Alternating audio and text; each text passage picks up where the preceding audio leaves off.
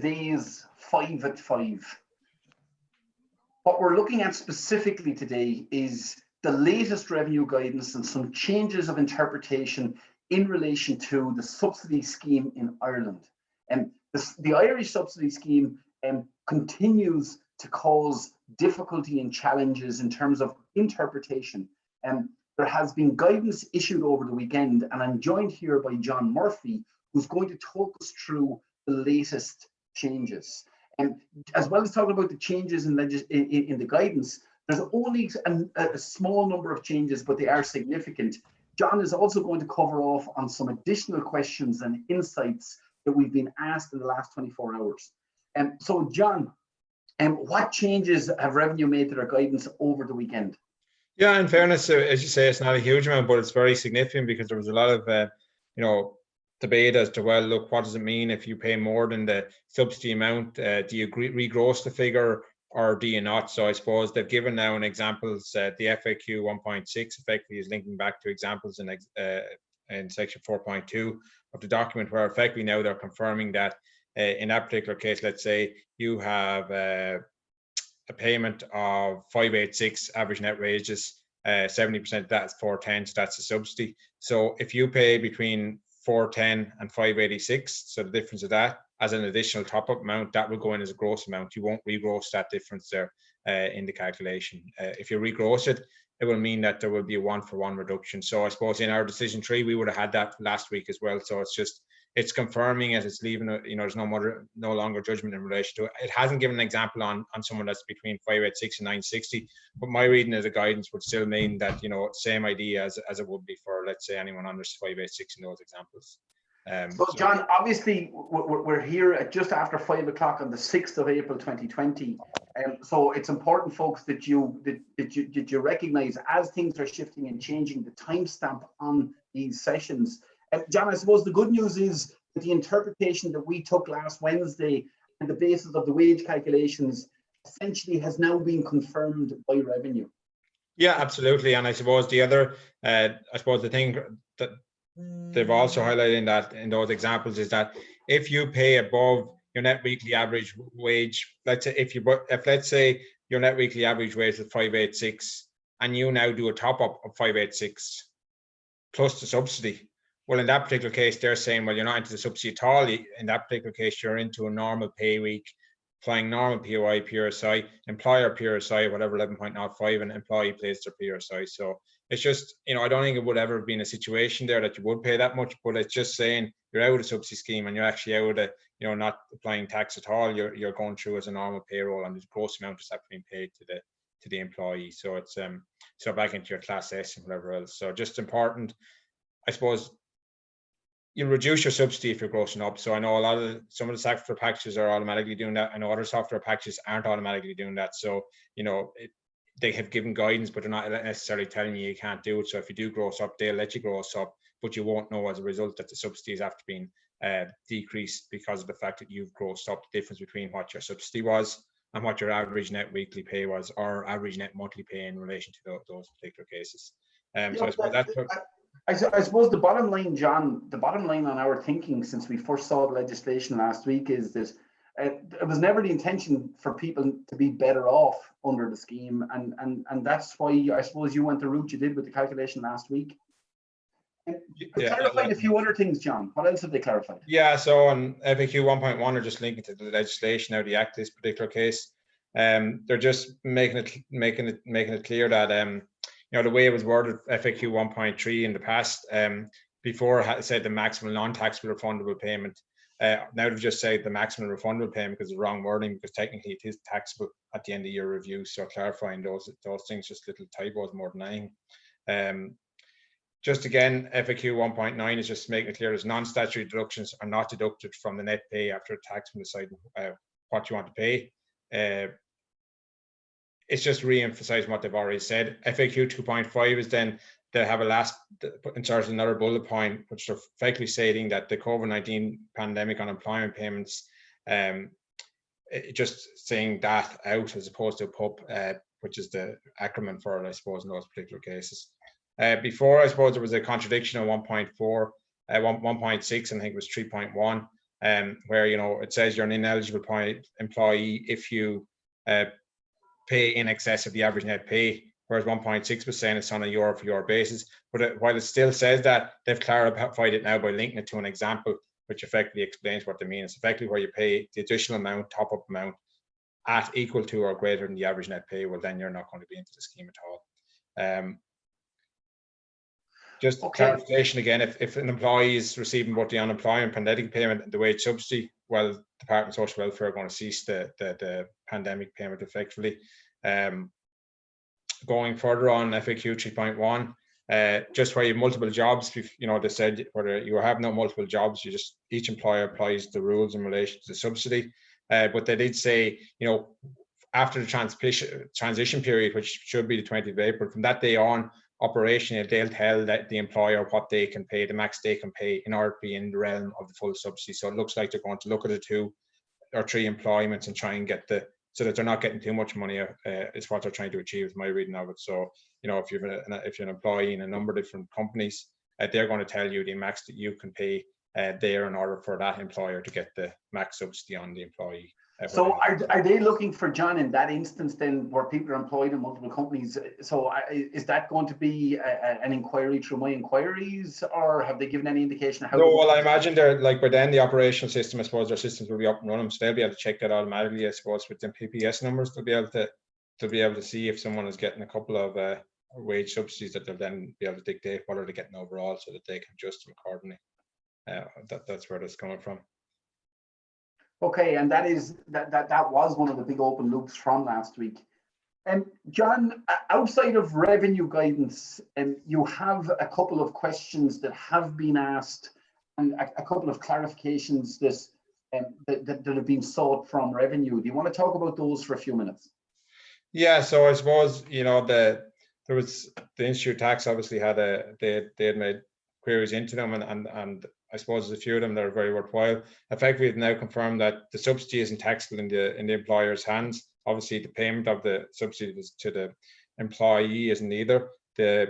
As we said before, the additional amount is tax deductible for the employer in those particular cases.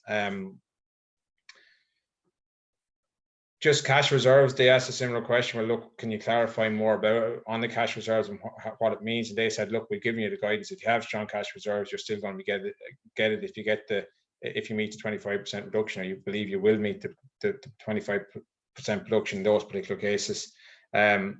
Just there was other questions in there. Well, look, what if and John, just a clarifying question. And I know you've answered this one 100 times, but every time I'm asked a question differently, I have to think about it.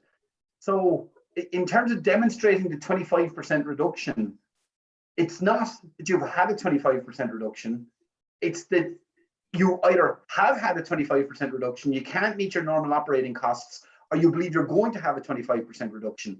Now, what's the period for the 25% reduction? Because obviously we're on a 2-week shutdown, but now we're looking at an extended shutdown, and realistically people are talking about 12 months, or talking about 3 months. So, well, Q2 is what they're looking at effectively. They're saying, well, Q2 is their 25% reduction. That's what they're looking for. When they're looking at their records, obviously that might change if things worsen in relation to it. But at the moment, you're going into it on the basis from what you've seen and what you believe now, and the records that you have, the orders that you have, that you believe, well, I'm going to meet that 25% reduction. So if you do, and as we would have went through on Friday, you know, minutes, if you are a company, actually document those, and if you're not a company, maybe document it elsewhere as the basis for why you thought you would meet that condition in those particular cases. There was another, I suppose, interesting questions where I suppose people had work because they were bringing, I suppose, work forward this year that they would usually have done later in the year. If later in the year their turnover decreases because they've done the work already, revenue have said, reiterated the point, well, it's Q2 that they're looking at, so they're not going to take into account that at all. So, you know, probably a bit unfair in a way, but they just rehashed the actual explanation from the legislation in relation to it.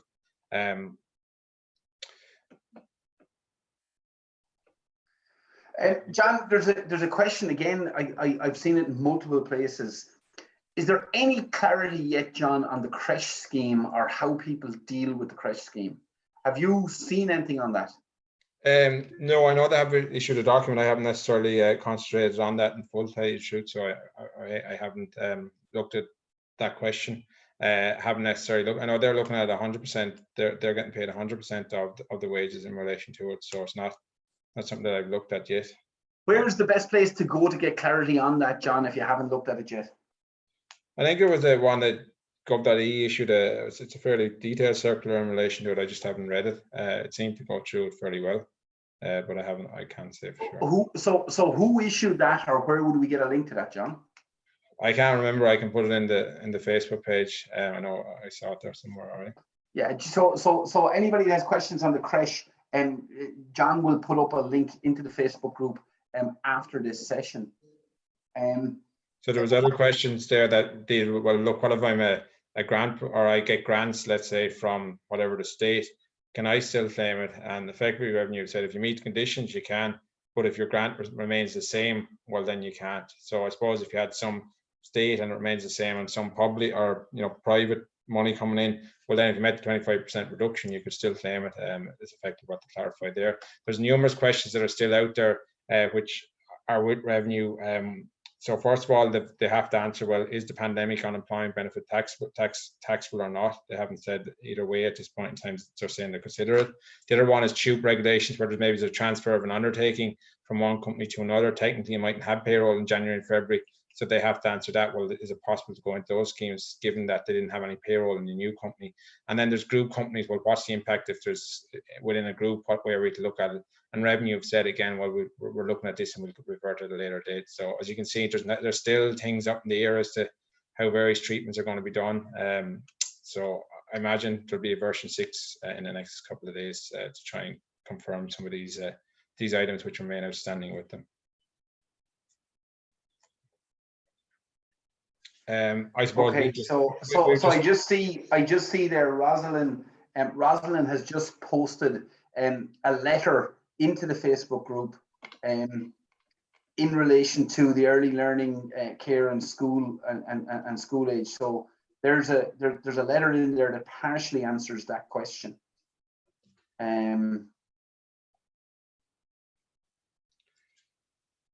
Okay, so look, and if there's any of the questions, folks, this is a short session. It literally is a 5 at 5. If there is any questions that John doesn't get to answer live in the session, there's a few coming in from different angles here. If there's anything we don't get to answer in this session, look, the questions that you ask, we're looking at them, and we'll either answer them tomorrow in a 10 at 10 or a 5 at 5, or to be covered in one of our formal sessions. Yeah, and I suppose just the decision tree has just been updated for the new guidance, just for just a newer version. That's all. So Jonathan is going to post in the link wherever you're watching this. Jonathan's going to post in the link the latest revised decision tree guidance document for accountants. So Jonathan's going to post that. Make sure that you're working off the one dated the 6th of April.